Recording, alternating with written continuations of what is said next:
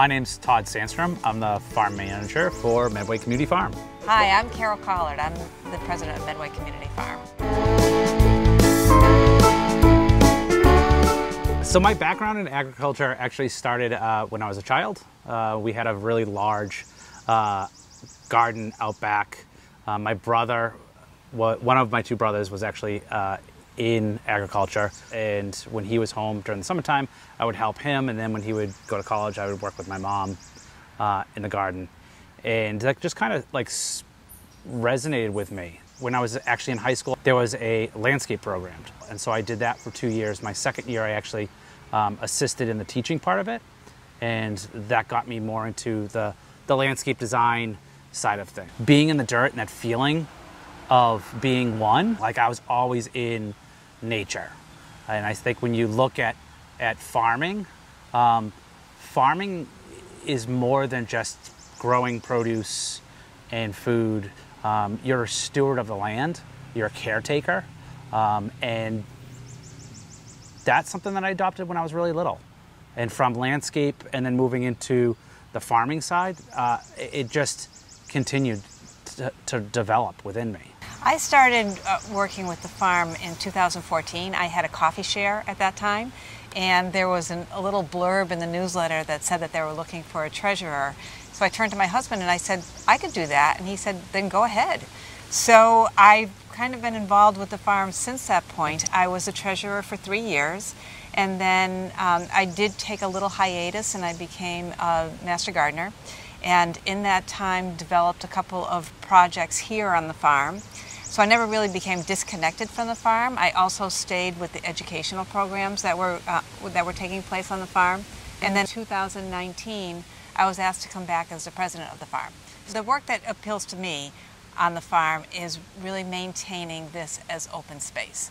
I'm really an advocate for that. We actually grew up on 40 acres of land out in Western Mass, and it was the ability to go out into the woods and to be able to skate on the pond and to be able to just do the things that outside that probably a lot of kids don't have that opportunity now. And for me, having anyone come to the farm, whether it's kids or adults, and to be able to partake in the open air, the ability to just breathe fresh air, hear the birds, and just be at one with nature is, to me, very, very appealing. I ended up at Revision Urban Farm, which is the smallest production urban farm in the city of Boston. It's been around for 30 years.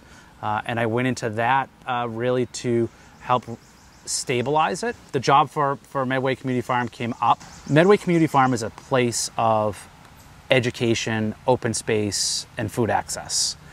And it needs to be here for many, many generations. The function of the board at Medway Community Farm is not one who just oversees what's happening. We actually all have a very hands-on approach to the farm because we have no other paid employees except Todd as full-time. So we all have various roles that we play. For instance, I do a lot of the grant writing, most of the grant writing. I have somebody who does help me with that now, but the grant writing, we have the treasurer who really does all the functioning of the accounting as well as the books, and really makes sure that everything is stable on the financial piece of that. We have some members who really worked with marketing. We have them with events and fundraising. So everyone has an active role, and as Todd said, that's what makes the farm work. So a community farm is an invested resource on multiple levels. For Medway Community Farm, it was originally preserving open space that the town had an opportunity to purchase it. It was an active piece of land at one point for farming, and it was able to be purchased with CPA funds.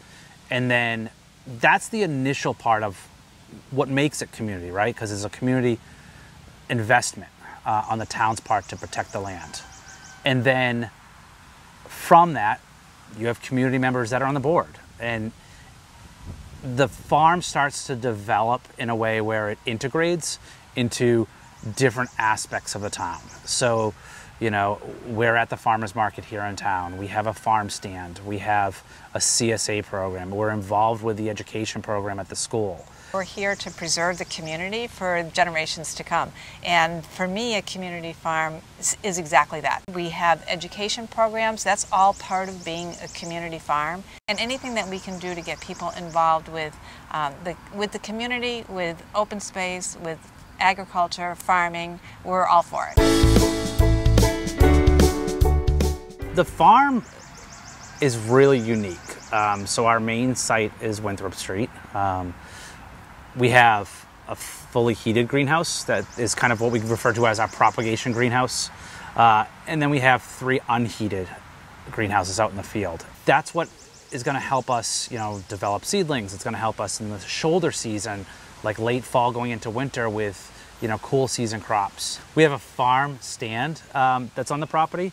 It's open in season Thursday to Sundays. So on the farm, we grow the standard things that everyone knows, right? So you got your squash, you got carrots, greens, tomatoes, cucumbers, that type of stuff. But then we also start to bring in some diversity into what we grow. So we're actually growing 12 varieties of hot peppers. We also are doing a really unique bean, which is a red long bean. But then we have like callaloo, which is a Jamaican spinach. And then we have another spinach, which is a tropical spinach called Malabar. So things that people may not be familiar with is something we also try to incorporate. This year, we're actually also going to grow loofah. Most people don't know that loofah is actually a gourd, and we're going to cure it out. And then next season, we'll actually have loofah sponges that will be grown on the farm. Winthrop Street is our main site, and it's 14 acres, but only 3 of it is under cultivation for the farm. The rest of it is trail space, so we do have one of the trails that's on the farm. So the farm operates with a farm leadership team, and that consists of myself, an assistant farm manager, and a field crew leader. Outside of them, we have a seasonal staff that comes in, which is usually part-time, and then we have the farm stand crew. We also have a lot of volunteers who help us with the education programs. We have 2 groups of Master Gardener volunteers who help with beautifying the areas by the farm stand and the flower beds, and then they have a plot that they're working independently in that's all for the food pantry. We have a lot of events that happen right here at the farm, and throughout the year now we have decided that we have 4 main events, plus we have a seedling sale. So we start in April with our Earth Day, and that one really is to get people here onto the farm, just get to know it. And then in May we have our seedling sale. Then in June we have our next major event, which is our cornhole and barbecue. Then in September we have our Fall Fest, and that will be held the same day as a farm hop happening throughout the community, so people actually go to all the various farms. Then in November we have our larger event. It's a hoedown. It's held at the Thayer House, so come on down to the hoedown and get your dancing shoes kicked up.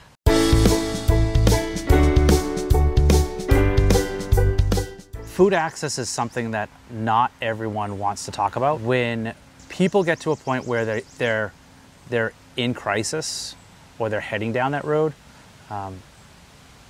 sometimes it's hard to reach out.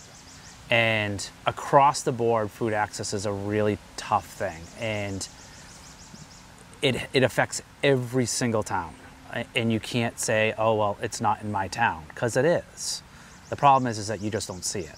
We want to be able to help people. The farm accepts WIC, SNAP, EBT, HIP, and that's just, those are state and federal programs to help with food access. If you know someone that has some type of food insecurity, there's people to help. It's heartbreaking. If we can provide food so that they can pay their other bills, then we feel as though we've done something to help people.